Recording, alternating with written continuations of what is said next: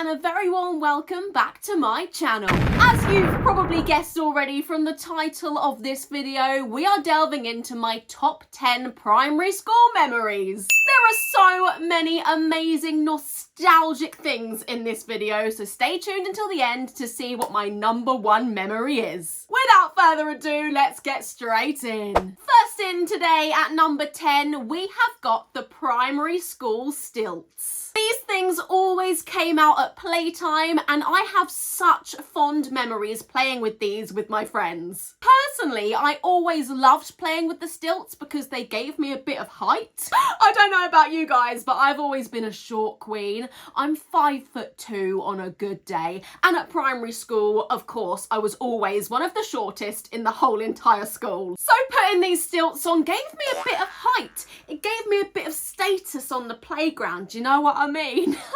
I remember so clearly all of us would always rush to get the colour we wanted. I would always go for red. I have absolutely no idea why. I was just drawn to the red stilts. Something about them, I was like, yep, that's mine, that's for me. At my primary school, we'd always get into little groups and play horses with these stilts. Now, I don't quite know whether this is a universal experience at primary school using the stilts, but we just pretended we were horses because of the noise the stilts made on the playground floor. Clip, clop, clip, clop, clip, clop.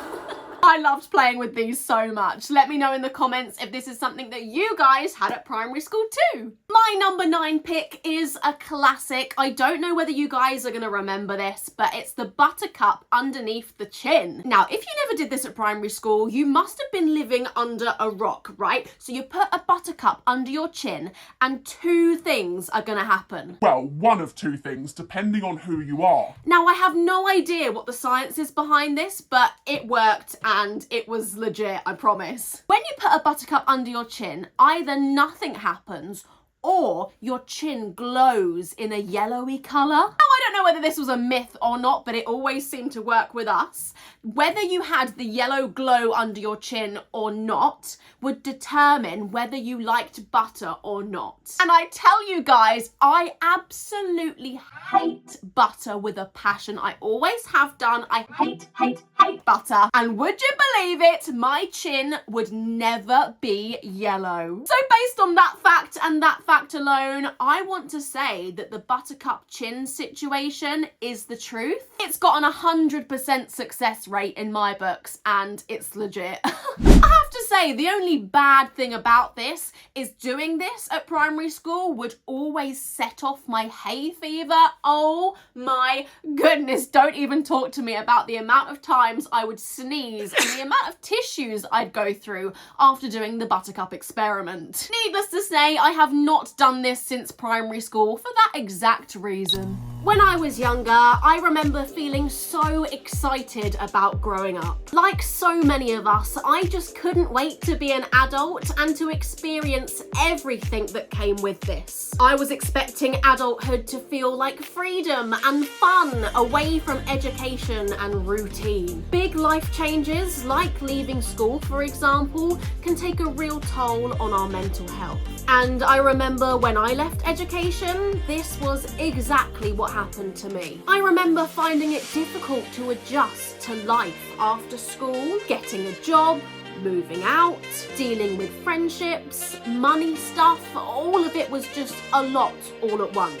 Therapy has honestly been a game changer for me. It's made such a difference in my life to be able to talk to someone who actually listens and can offer real and practical ways to cope and move forward. Sometimes you just need to talk to someone who actually listens and helps you see things a little differently. I mean, that is literally what therapy is all about. A good therapist can offer you tools, advice, and new ways to handle whatever life's throwing at you. BetterHelp are the paid partner for this video, and they are on a mission to make it easier for us all to start therapy. Just by filling out a quick questionnaire, they'll be able to match you with a therapist as soon as possible. And And if it doesn't feel like the right fit, you can switch therapists anytime, free of charge. With over 7,000 reviews and a 4.3 rating on Trustpilot, BetterHelp is, in my opinion, a fantastic place to start. Simply click the link in the description or head to betterhelp.com/HollyHoss for 10% off your first month. Next up today, we have got number 8. Now, this is a very nostalgic one. I don't know how many of you guys are going to even remember this. I'm saying this because I went to primary school a very long time ago, and what I'm about to show you is so ancient that I don't think many of you will know this. But I'm about to educate you, so listen up. Welcome to the world of word art gallery fonts. Yes, this looks super old because guess what? It is super old. Back in the day when I was at primary school, this was the extent of art we could choose to go on our Word documents. Nowadays, we are literally spoilt for choice with graphics when it comes to documents. However, back in the day, this was literally all we had to choose from. I suppose you could call this the olden day equivalent of Canva. Basically, when we did a presentation or we had to do a document for school and we wanted to make it look a little bit pretty and funky, we would choose from these very few fonts to kind of bring our work to life, if you like. This will always have such a special place in my heart because at the time, these graphics were groundbreaking, and having to choose from one of these was the most difficult decision like ever. It's also amazing to have a look back at what technology was before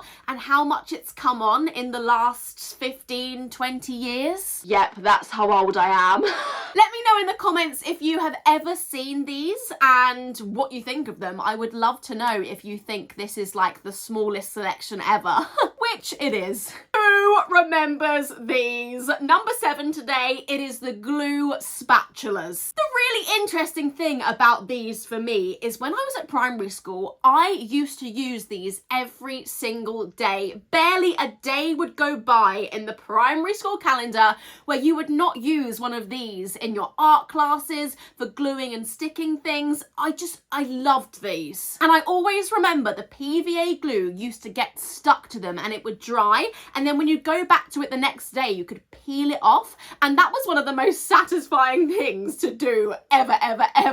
You also could not use one of these without getting your fingers covered in sticky PVA glue. I think the point of these was to not get messy, but we always got absolutely caked anyway.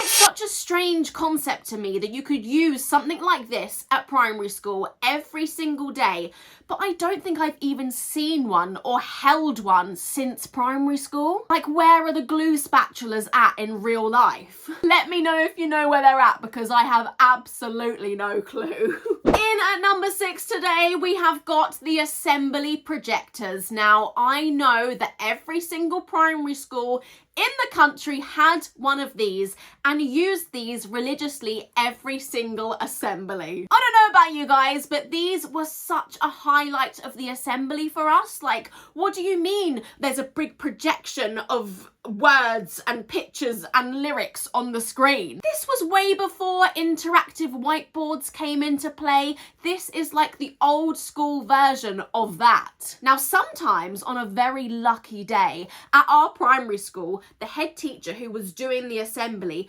would pick a student or two to come up to the front and change the paper that would get put under the projector and projected onto the big wall.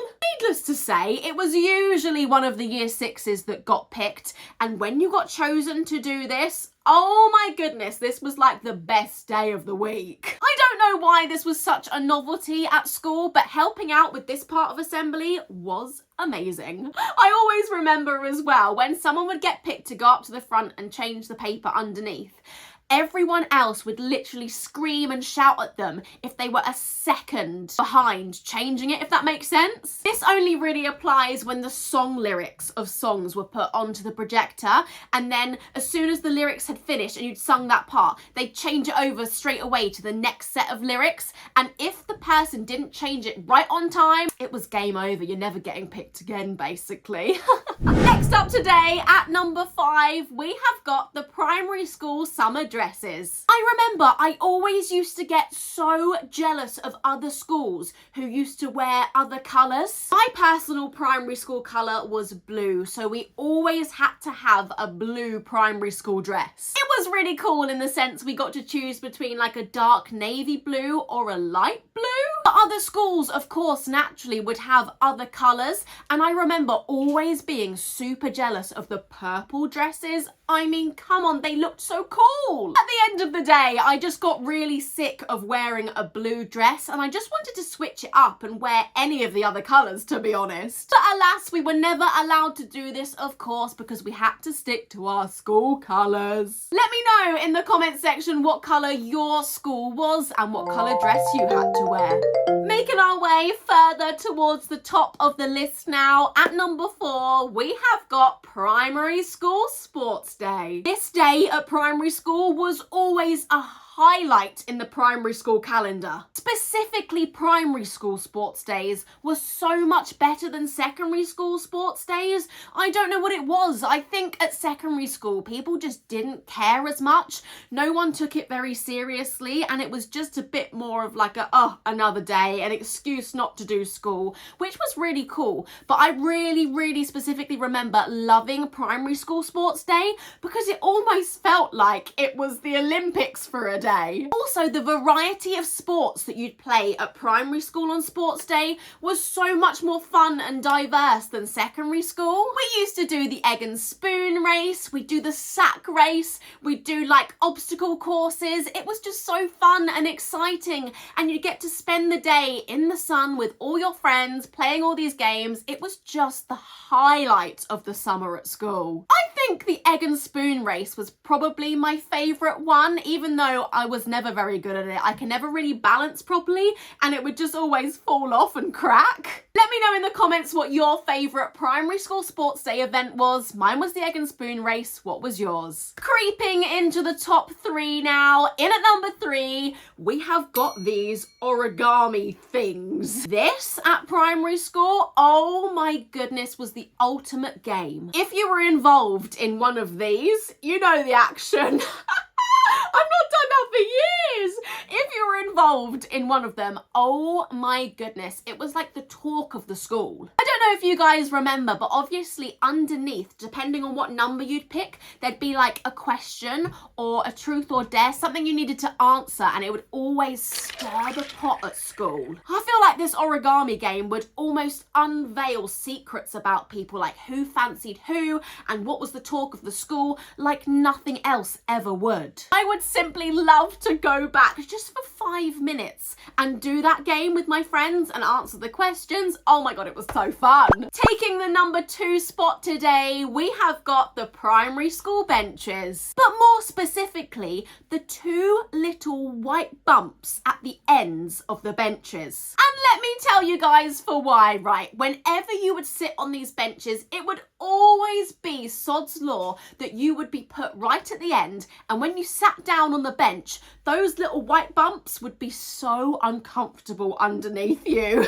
I feel like you just sit down on these benches with such gumption and positivity, and then you'd realise they were underneath you, and it was like, ow, that's so painful. Looking back, I don't really know why they had to put those on there. Maybe it was for character building, who knows? I almost guarantee you that every single primary school bench had these little white lumps on, and they were just the most unnecessary thing ever, in my opinion. And that takes us to the number 1 spot today. This is by far my absolute favourite primary school memory. It is, of course, the parachutes. It was literally a dream come true when this parachute came out of the cupboard. You knew you were in for such a fun time doing this. It was also such like a group activity. It would bring everyone together, and when you had to go and hide underneath it and the parachute would like collapse above your heads, the amount of fun and joy this brought to us in primary school is unmatched. I also absolutely loved it when the teachers would throw those colourful balls balls onto the middle of the parachute and you'd have to shake it around with all of your strength to get them all off. Oh my God, that was the funnest thing ever, ever, ever. I'll always remember doing that with my friends and having the best time ever. Like, I don't think anything has come close to how much joy that brought us at primary school. Life was so much simpler back then, and it's just so lovely that we've got those memories to hold on to forever. Honestly, I'm yet to find a more fun and exciting activity than doing the parachutes at primary school. I actually feel like in the workplace as adults that getting a parachute out would be such a good team building exercise. I feel like that is such a good idea. Maybe I'm onto something with that. Yeah, guys, I would literally do anything right now to go back to primary school and for that parachute to come out. Oh, it would be so fun to do it again one more time for old time's sake. And there we have it, guys. Those are my top 10 primary school memories. What did you guys think of my top 10 list? Let me know in the comments, what was your favourite? If I missed any of your favourite memories off the list, let me know in the comments and maybe we can do a part 2. As always, guys, if you did enjoy today's video, make sure you smash a thumbs up, subscribe to my channel and hit that notification bell because it really helps me out. As always, thank you so much for watching my video. I really hope you enjoyed watching it as much as I loved creating it for you. I'll be back next week, same time, same place, Sunday 6 PM on this YouTube channel with another fantastic video. But until then, have an amazing week. I love you and I'll see you later. Bye!